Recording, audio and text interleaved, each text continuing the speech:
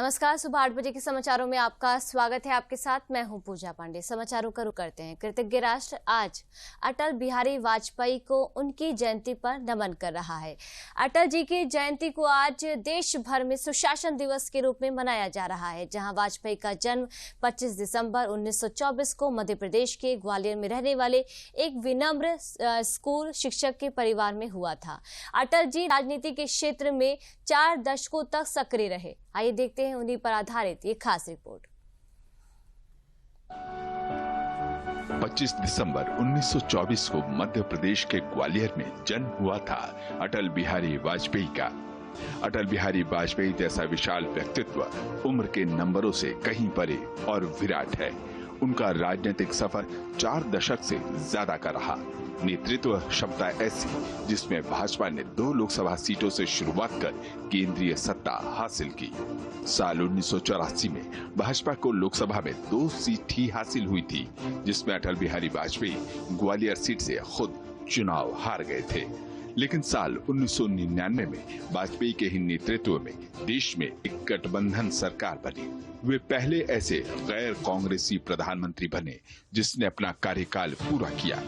उनकी सहज स्वीकार्यता इतनी थी कि विपक्षी भी उनके मुरीद थे। दुनिया का इतिहास पूछता रोम कहाँ यूनान कहाँ है, घर घर में सुबह अग्नि जलाता वह उन्नत ईरान कहाँ है।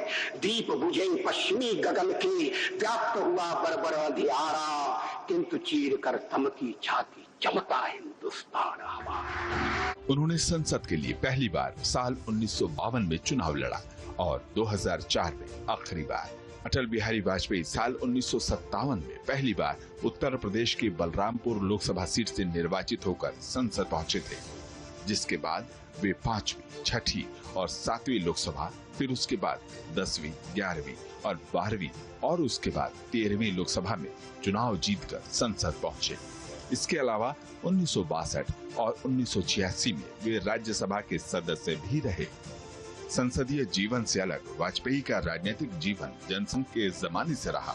उसके बाद साल 1977 से 1980 तक वे जनता पार्टी के संस्थापक सदस्य के रूप में रहे।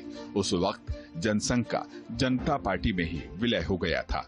मोरारजी देसाई की सरकार में उन्होंने 24 मार्च 1977 से 28 जुलाई 1979 तक विदेश मंत्री का पदभार भी संभाला, जिसके बाद जनता पार्टी में टूट हुई और 6 अप्रैल 1980 में भाजपा का गठन हुआ। वाजपेयी जी साल 1986 तक पार्टी के अध्यक्ष रहे। 90 के दशक में राजनीति पूरी तरह से अटल बिहारी वाजपेयी के इर्द गिर्द घूमती रही। भारत के पश्चिमी घाट को मंडित करने वाले महासागर के किनारे खड़े होकर मैं ये भविष्यवाणी करने का साहस करता हूं, अंधेरा छटेगा, सूरज निकलेगा, कमल खिलेगा। पहले लोकसभा में नेता प्रतिपक्ष, उसके बाद साल 1996 में पहली बार प्रधानमंत्री के रूप में शपथ ली। हालांकि उनकी सरकार विश्वास मत हासिल नहीं कर सकी और 13 दिन में ही गिर गई। अभी थोड़ी देर पहले मैंने उल्लेख किया कि मैं 40 साल से सदन का सदस्य हूं। सदस्यों ने मेरा व्यवहार देखा है, मेरा आचरण देखा है। जनता दल के मित्रों के साथ मैं सत्ता में भी रहा हूं। कभी हम सत्ता के लोभ से गलत काम करने के लिए तैयार हैं। उसके बाद साल 1998 में उन्होंने एक बार फिर सरकार का गठन किया, लेकिन आपसी खींचातान और गठबंधन की राजनीति की उठापटक में ये सरकार 13 महीने का कार्यकाल ही पूरा कर सकी और 17 अप्रैल 1999 को सिर्फ 1 वोट से वाजपेयी की सरकार विश्वास मत हासिल करने से चूक गई। वाजपेयी सरकार के पक्ष में 269 वोट मिले, जबकि विपक्ष में 270। साल 1999 सितंबर-अक्टूबर में मध्यावधि चुनाव हुए और तीसरी बार वाजपेयी ने प्रधानमंत्री के रूप में शपथ ली। मैं अटल बिहारी वाजपेयी ईश्वर की शपथ लेता हूँ। उन्होंने इस बार साल 2004 तक का न सिर्फ कार्यकाल पूरा किया, बल्कि इस दौरान उन्होंने दिखा दिया कि जोड़ तोड़ की राजनीति के बीच लोकतंत्र की मर्यादाएं और नैतिकता को बनाए रखा जा सकता है। उनके कार्यकाल में भारत 21वीं सदी में प्रवेश कर रहा था। तब उन्होंने सड़क संपर्क, संचार और सुरक्षा को लेकर देश को एक नया लक्ष्य, नया संकल्प दिया। 13 महीने की सरकार के दौरान उन्होंने साहसिक फैसले किए और पोखरण में परमाणु परीक्षण कर भारत को परमाणु संपन्न राष्ट्र बना दिया। इसके अलावा इंफ्रा विकास के लिए स्वर्णिम चतुर्भुज, प्रधानमंत्री ग्राम सड़क योजना और संचार में नई टेलीकॉम नीति की शुरुआत प्रधानमंत्री अटल बिहारी वाजपेयी के नेतृत्व में ही हुई, जिसका लाभ देश को आज बखूबी मिल रहा है। साल 2009 में वे एक गंभीर बीमारी का शिकार हुए, लेकिन तब तक वे एक ऐसे वटवृक्ष बन चुके थे जहां कई धाराएं आकर एक होती थी। राजनीतिक सामाजिक जीवन में कमाए गए उच्च सम्मान की बदौलत ही साल 2015 में उन्हें भारत रत्न से अलंकृत किया गया। उस वक्त तमाम प्रोटोकॉल को तोड़ते हुए खुद राष्ट्रपति प्रणब मुखर्जी पूर्व प्रधानमंत्री के घर पर पहुंचे और देश के सर्वोच्च नागरिक सम्मान से उन्हें सम्मानित किया। अटल जी का आकर्षक व्यक्तित्व और विशिष्ट स्पष्टवादिता भारतीय लोकतंत्र को हमेशा ही सुशोभित करती रहेगी। टूटे हुए सपने की सुने कौन सिसकी, अंतर को चीर व्यथा पलकों पर ठिठकी, हार नहीं मानूंगा, रार नहीं ठानूंगा, काल के कपाल पर लिखता मिटाता हूँ, गीत नया गाता, गीत नया गाता। आज महामना पंडित मदन मोहन मालवीय की 162वीं जयंती के अवसर पर प्रधानमंत्री नरेंद्र मोदी आज शाम नई दिल्ली में आयोजित एक कार्यक्रम में पंडित मदन मोहन मालवीय की संस्कृत रचनाओं की 11 खंडों की प्रथम श्रृंखला का विमोचन करेंगे। प्रधानमंत्री इस अवसर पर उपस्थित गणमान्य जनों को संबोधित भी करेंगे। अमृतकाल में प्रधानमंत्री का ये दृष्टिकोण रहा है कि राष्ट्र की सेवा में अमूल्य योगदान देने वाले स्वतंत्रता सेनानियों को उचित सम्मान दिया जाए। पंडित मदन मोहन मालवीय की संकलित रचनाओं का विमोचन इसी दिशा में एक सराहनीय प्रयास है। अंग्रेजी और हिंदी द्विभाषीय रचनाएं 11 खंडों में लगभग 4000 पृष्ठों पर हैं, जो देश के हर कोने से एकत्रित किए गए पंडित मदन मोहन मालवीय के लेखों और भाषणों का संग्रह है। इन पुस्तकों का प्रकाशन सूचना एवं प्रसारण मंत्रालय के अधीनस्थ प्रकाशन प्रभाग द्वारा किया गया है। महामना की जीवनी पर पेश है हमारी एक खास रिपोर्ट।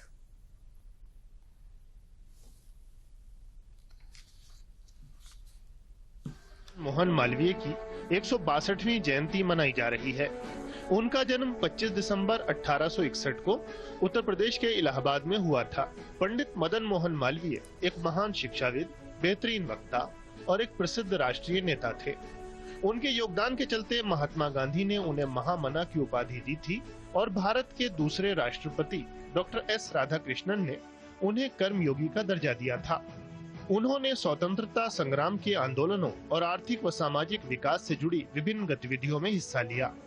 वो गोपाल कृष्ण गोखले और बाल गंगाधर तिलक दोनों के ही अनुयायी थे। इसी वजह से उन्हें आजादी की लड़ाई के दौरान उदारवादी और राष्ट्रवादी दोनों विचारधाराओं का नेता माना जाता है। उन्होंने महात्मा गांधी के नमक सत्याग्रह और सविनय अवज्ञा आंदोलन में जमकर हिस्सा लिया।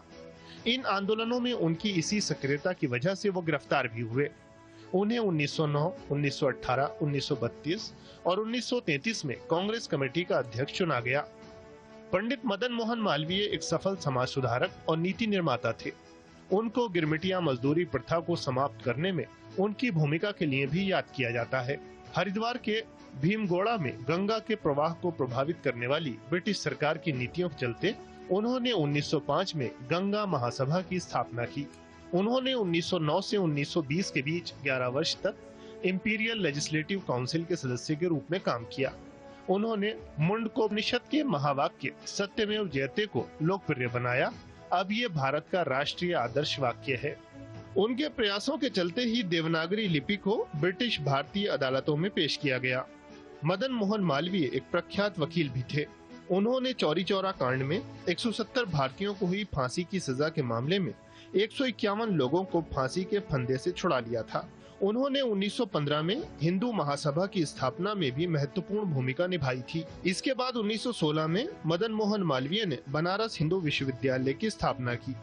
एक पत्रकार के रूप में वो हिंदुस्तान और इंडियन यूनियन जैसे समाचार पत्रों के संपादक रहे। उन्होंने अभ्युदय, मर्यादा और लीडर जैसी पत्र पत्रिकाओं की शुरुआत भी की। 12 नवंबर 1946 को 84 वर्ष की आयु में पंडित मदन मोहन मालवीय का निधन हो गया। 2014 में उन्हें देश के सर्वोच्च नागरिक सम्मान भारत रत्न से सम्मानित किया गया।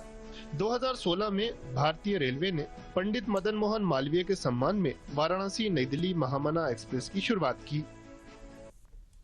उपराष्ट्रपति जगदीप धनखड़ ने ग्रेटर नोएडा में गौतम बुद्ध विश्वविद्यालय के दीक्षांत समारोह को संबोधित करते हुए पिछली सरकारों का जिक्र करते हुए कहा कि एक समय वह था जब हमें अपने देश के सोने को गिरवी रखना पड़ा था।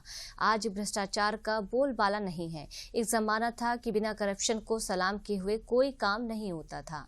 उन्होंने कहा कि इस समय देश सक्षम हाथों में है, इसलिए देश तरक्की की दिशा में जा रहा है। I have seen what Bharat was in 89 to 91. सोने की चिड़िया कहलाने वाले देश का सोना हवाई जहाज के माध्यम से स्विट्जरलैंड के 2 बैंकों के अंदर गिरवी रखना पड़ा। वो हालात थे हमारे। हम आज कहां आ गए? Boys and girls, you are walking into an ecosystem now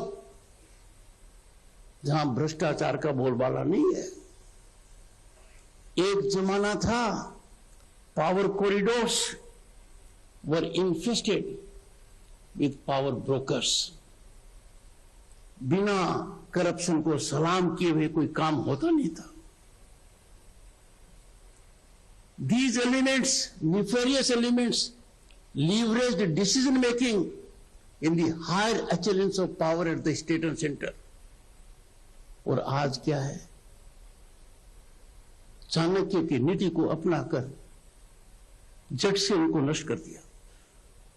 We have now an ecosystem where our power corridors have been sanitized of corrupt elements, middlemen. ये क्या छोटी उपलब्धि है जिसमें आप वो कर रहे हैं आज के दिन? मुख्यमंत्री योगी आदित्यनाथ ने गौतम बुद्ध विश्वविद्यालय के दीक्षांत समारोह को संबोधित करते हुए कहा कि विश्वविद्यालय केवल डिग्री और डिप्लोमा बांटने का माध्यम न बने, बल्कि समाज व राष्ट्र की दिशा और कार्यक्रम किस रूप में है इसका भी सशक्त माध्यम बनना पड़ेगा। उन्होंने कहा कि हर रास्ता मंजिल तक पहुंचता है, लेकिन इसके लिए आपको हिम्मत करनी पड़ेगी। उन्होंने कहा कि धर्म का है बल्कि जीवन का शाश्वत मूल्य धर्म है। उन्होंने भगवान बुद्ध का जिक्र करते हुए कहा कि उन्होंने भी स्वयं के विवेकवान होने का ज्ञान दिया है।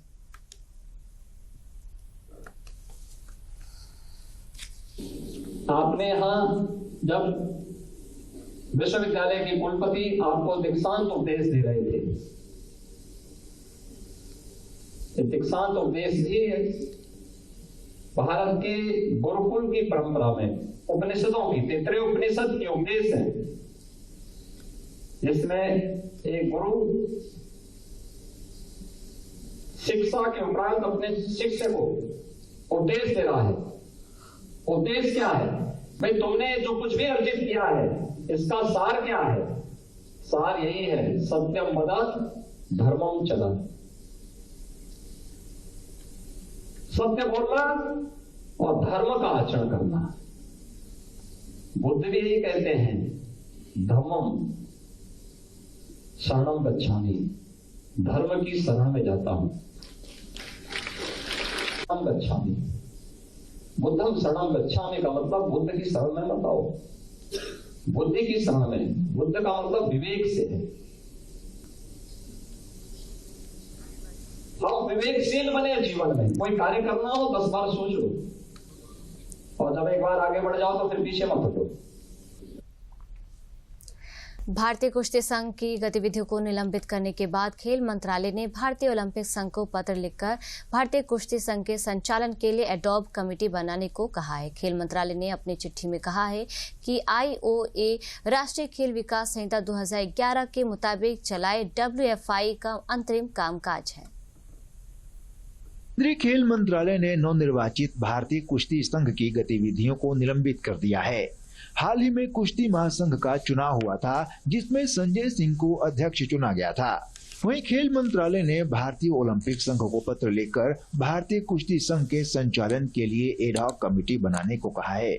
खेल मंत्रालय ने अपनी चिट्ठी में कहा है कि आईओए राष्ट्रीय खेल विकास संहिता 2011 के मुताबिक कुश्ती संघ के कामकाज को चलाए और WFI का अंतरिम कामकाज संभाले। भारतीय कुश्ती संघ की गतिविधियों को निलंबित करने के कारणों पर नजर डालें तो अंडर 15 और अंडर 20 के राष्ट्रीय मुकाबलों के आयोजन की घोषणा एक बड़ी वजह बताई जा रही है।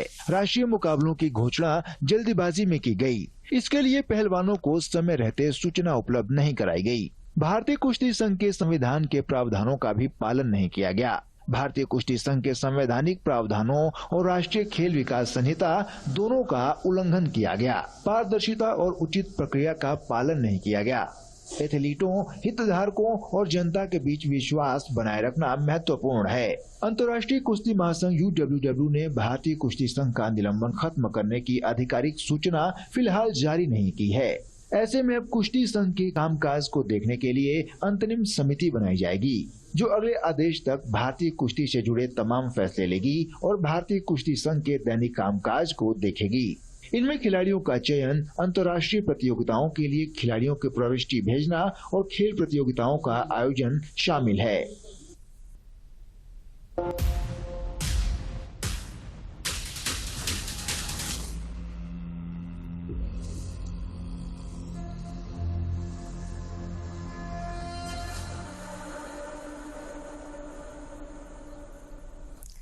रामलला की प्राण प्रतिष्ठा महोत्सव से पहले अयोध्या का महापर्व अयोध्या महोत्सव सांस्कृतिक प्रस्तुति के माध्यम से राममय वातावरण सृजित कर रहा है।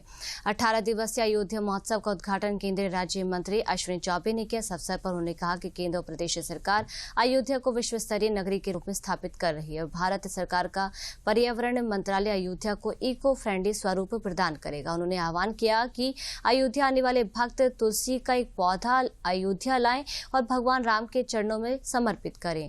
केंद्रीय राज्य मंत्री ने जानकारी दी कि देश ने 2070 तक कार्बन नेट जीरो करने के संकल्प को आगे बढ़ाया है और सोलर एनर्जी के माध्यम में भारत दुनिया में 6ठे स्थान पर पहुंचा है। और हमें प्रगति भी चाहिए, जो हमारे प्रधानमंत्री जी, यशस्वी प्रधानमंत्री बार बार कहते हैं, तो नेचर और कल्चर, तो निश्चित रूप से अयोध्या प्रकृति से सुसज्जित होगा। इस अयोध्या के अंदर हर प्रकार से मुझे लग रहा है कि इको फ्रेंडली जिसको कहते हैं, इसको भी हमें बनाए रखना है। ये रामलला जी विराजमान, रामलला के मंदिर में विराजमान होंगे, पुराने भव्य नहीं बल्कि अब नए नवनिर्मित मंदिर में सैकड़ों वर्ष कैद के बाद और सैकड़ों वर्षों के बाद ये रामलला जी विराजमान होने जा रहे हैं और उस उपलक्ष्य पर संपूर्ण अयोध्या को हर तरह से पर्यावरणीय पौधे और हर प्रकार से सुसज्जित करके, ताकि पर्यावरण का भी संरक्षण हो, प्रकृति का भी संवर्धन हो। मथुरा पहुंचे कारागार एवं होमगार्ड विभाग मंत्री धर्मवीर प्रजापति ने कहा कि जनवरी 2024 को अयोध्या में नवनिर्मित राम मंदिर में रामलला की मूर्ति की प्राण प्रतिष्ठा होगी। प्रधानमंत्री नरेंद्र मोदी इस कार्यक्रम में शामिल होंगे। उत्तर प्रदेश के सभी जेलों में बंदी भी इसका लाइव दर्शन करेंगे, जिसकी तैयारियां शुरू की गई हैं। मंत्री धर्मवीर प्रजापति ने कैदियों से मुलाकात की। उन्होंने कहा कि मथुरा की जेल में 150 ऐसे कैदी थे जिनसे सालों से कोई मिलने नहीं आया। उनसे मिलकर हनुमान चालीसा और सुंदरकांड पुस्तक उनको पढ़ने के लिए दी। कैदियों को सर्दियों से बचने के लिए कंबल का भी वितरण किया गया। संपूर्ण उत्तर प्रदेश में सभी जेलों में लगभग 100, 150, 200, 250 बंदी ऐसे होते हैं जिनसे सालों से कोई परिजन उनका मिलने आता नहीं है।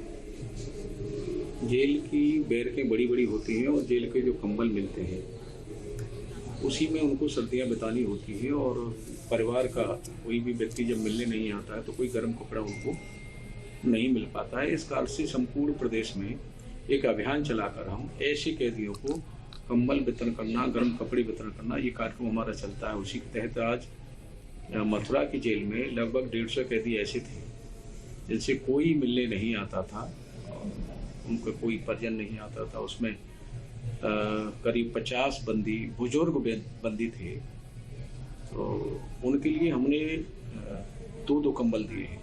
एक हल्का है, एक थोड़ा ठीक है, और बाद बाकी बंदियों को सभी को एक कंबल दिया है और सुंदरकांड की पुस्तक का वितरण भी किया है।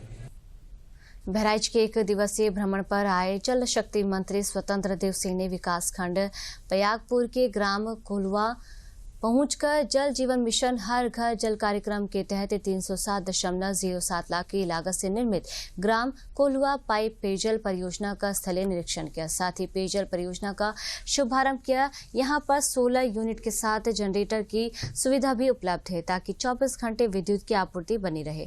जल शक्ति स्वतंत्र देव सिंह ने परियोजना का निरीक्षण करते हुए विभागीय अधिकारियों को निर्देश दिया कि मानक के अनुसार पेयजल परियोजना का संचालन करते हुए ग्रामवासियों को स्वच्छ पेयजल उपलब्ध कराया जाए। पेयजल परियोजना के उद्घाटन के पश्चात मंत्री स्वतंत्र देव सिंह ने लाभार्थी संवाद कार्यक्रम के दौरान मुख्यमंत्री लघु सिंचाई योजना से लाभान्वित किसानों के साथ संवाद भी किया। साथ ही 5 लाभार्थियों को स्वीकृति पत्र का वितरण किया। आदरणीय मोदी जी के नेतृत्व में, क्योंकि वो गरीब परिवार से निकले हुए हैं, गरीबों के दर्द को समझते हैं। शौचालय का काम, आवास का काम, बिजली का कनेक्शन, गैस का कनेक्शन, अन्न वितरण, प्रधानमंत्री बीमा योजना, किसान सम्मान निधि, एक गरीब को आवश्यकता क्या है। तो बुंदेलखंड से यहाँ तक आप देखे होंगे ट्रेन से पानी आता था, स्वच्छ पानी भी लोगों को पीने को नहीं मिलता था। तो एक तरह का कहा जाए, फिर भी बहराइच ये सब भूजल स्तर ठीक है, लेकिन बहुत से जनपद ऐसे थे जैसे बलिया है, मथुरा है, फिरोजाबाद है, आगरा है, वहाँ बिल्कुल पानी खारा है, पीने योग्य नहीं था। गाँव को हम लोग टच कर दिए हैं नल कनेक्शन से और सभी को शुद्ध पानी मिले। थोड़ा कठिनाई हो रही पाइपलाइन बिछाने में, टेस्टिंग करने में थोड़ा रहता है, 3-4 महीना लगता है, लेकिन जल जीवन मिशन से आज मैं इस गांव में आया हूं, मैं देखा इस गांव में सभी जगह टोटी भी लगे हैं, पानी भी आ रहा है, लोग संतुष्ट भी हैं। बरेली में चल रहे 2 दिवसीय उत्तर प्रदेश उद्योग व्यापार मंडल का 50वां स्वर्ण जयंती समारोह संपन्न हुआ। कार्यक्रम में भामाशाह सम्मान समारोह के साथ प्रशिक्षण शिविर एवं प्रांतीय अधिवेशन भी आयोजित किया गया। इस अवसर पर आयोजित कार्यक्रम में उत्तर प्रदेश सरकार के व्यवसायिक शिक्षा एवं कौशल विकास मंत्री कपिल देव अग्रवाल और व्यापारी कल्याण बोर्ड भारत सरकार के चेयरमैन सुनील सिंघी मुख्य अतिथि के तौर पर मौजूद रहे। अधिवेशन में व्यापारियों की समस्याओं पर चर्चा की गई और सरकार से जल्द उन्हें दूर करने की बात कही गई। इस अवसर पर मंत्री कपिल देव अग्रवाल ने मीडिया से बात करते हुए कहा कि सरकार व्यापारी हितों का ध्यान रख रही है, वे उनके साथ है, उनकी जो भी समस्याएं हैं उन्हें दूर किया जाएगा। प्रदेश में आज व्यापारी अपने आप को सुरक्षित महसूस कर रहा है, ये योगी सरकार की देन है।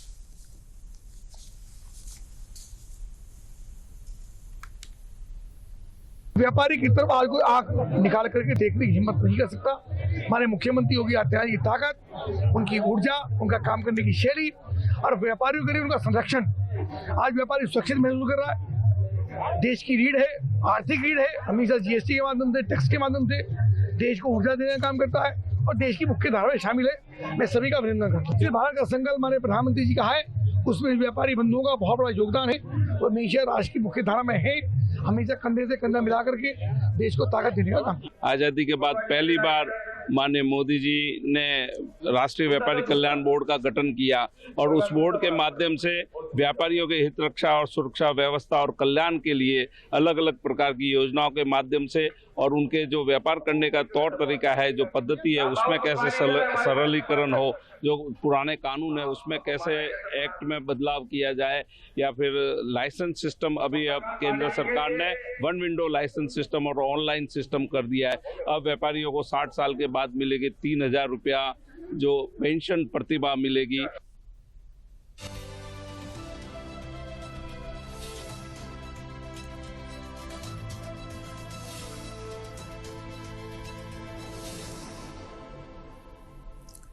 बाराबंकी में विकसित भारत संकल्प यात्रा कार्यक्रम में भाजपा प्रदेश अध्यक्ष भूपेंद्र चौधरी पहुंचे। उन्होंने यहां देवा विकासखंड के सरसौदी गांव में आयोजित विकसित भारत संकल्प यात्रा कार्यक्रम में कहा कि प्रधानमंत्री नरेंद्र मोदी की गारंटी लेकर विकसित भारत संकल्प यात्रा जनता के बीच में है, जबकि कांग्रेस, सपा, बसपा सहित तमाम विपक्षी दलों के सरकारों के समय गरीबों के लिए बनने वाली योजनाएं भ्रष्टाचार की भीड़ चढ़ जाती थी।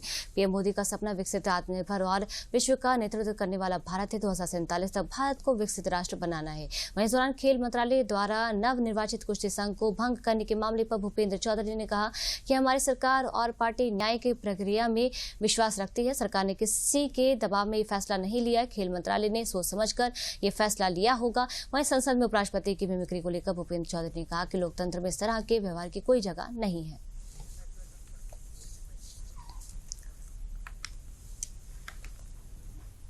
और अंत में एक नजर आज की 20 बड़ी खबरों पर। माननीय प्रधानमंत्री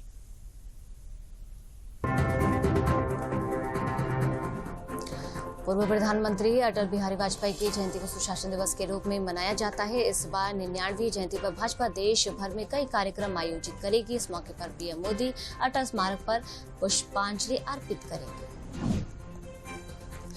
पूर्व प्रधानमंत्री अटल बिहारी वाजपेयी की जयंती पर उनके पैतृक गांव बटेश्वर को मुख्यमंत्री योगी आदित्यनाथ आज देंगे 100 करोड़ रुपए से अधिक विकास परियोजनाओं की सौगात।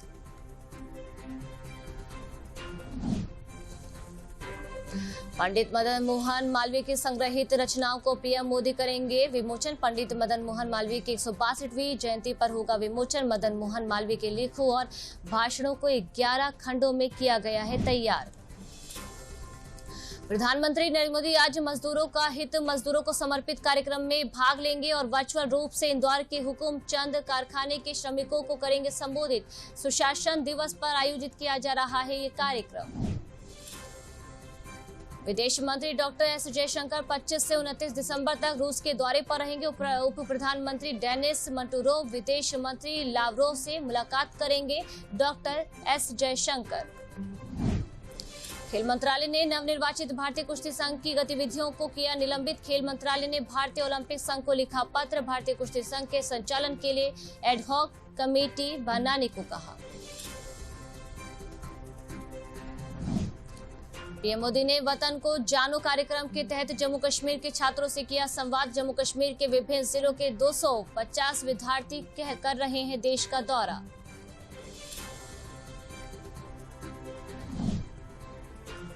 – 18 दिवसीय अयोध्या महोत्सव का उद्घाटन केंद्रीय राज्य मंत्री अश्विनी चौबे ने किया। उन्होंने कहा कि केंद्र और प्रदेश सरकार अयोध्या को विश्व स्तरीय नगरी के रूप में स्थापित कर रही है।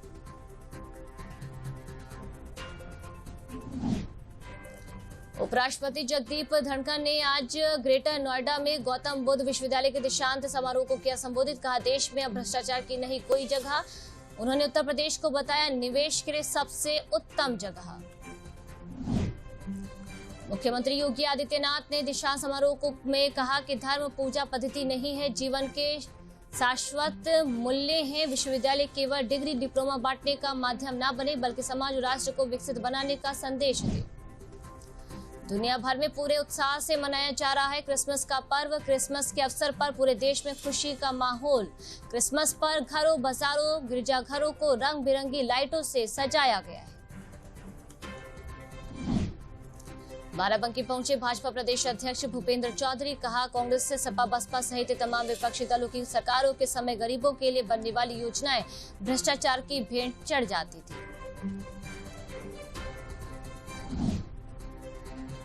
मेरठ के नगरीय क्षेत्र में 52वीं विकसित भारत संकल्प यात्रा का आयोजन किया गया, जहां पर मोदी की गारंटी वाली गाड़ी का केंद्र व प्रदेश सरकार की योजनाओं के लाभार्थियों ने पुष्प वर्षा कर स्वागत किया। मथुरा पहुंचे कारागार एवं होमगार्ड विभाग मंत्री धर्मवीर प्रजापति ने कहा कि जनवरी 2024 को अयोध्या में नवनिर्मित राम मंदिर में रामलला की मूर्ति की प्राण प्रतिष्ठा होगी तो प्रदेश के सभी जेलों में बंदी भी इसका लाइव दर्शन कर सकेंगे। संघ लोक सेवा आयोग के सिविल सर्विस परीक्षा से पहले उत्तर प्रदेश लोक सेवा आयोग पीसीएस का परिणाम करेगा जारी। इस दिशा में चल रहा है काम। जनवरी या फरवरी में परिणाम किया जा सकता है जारी। मुख्तार अंसारी की करीबी बिल्डर पर बड़ी कार्रवाई। बिल्डर के टावर पर चला बुलडोजर। बिल्डर सिराज अहमद का new FI hospital seal. F1 tower में 2 फ्लोर अवैध घोषित किए गए। वीर बाल दिवस के उपलक्ष्य में गुरु गोविंद सिंह के साहिबजादों की वीरता पर राष्ट्रीय कार्यक्रम का प्रसारण सभी स्कूलों में दिखाया जाएगा। 26 दिसंबर को सुबह 10:30 बजे होगा प्रसारण। वाराणसी में नजर आ रहा तमिलनाडु और काशी की संस्कृति का मनोरम संगम। कार्यक्रम स्थल पर आकर्षित कर रहे काशी और तमिलनाडु की कला संस्कृति से जुड़े विभिन्न स्टॉल।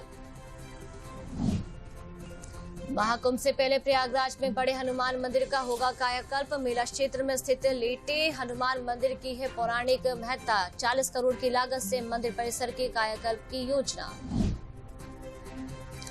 भारतीय महिला क्रिकेट टीम ने ऑस्ट्रेलिया को हराकर रचा इतिहास। मुंबई में खेले गए इकलौते टेस्ट मैच में ऑस्ट्रेलिया को 8 विकेट से हराया। महिला टीम ने पहली बार कंगारुओं को टेस्ट में दी मात।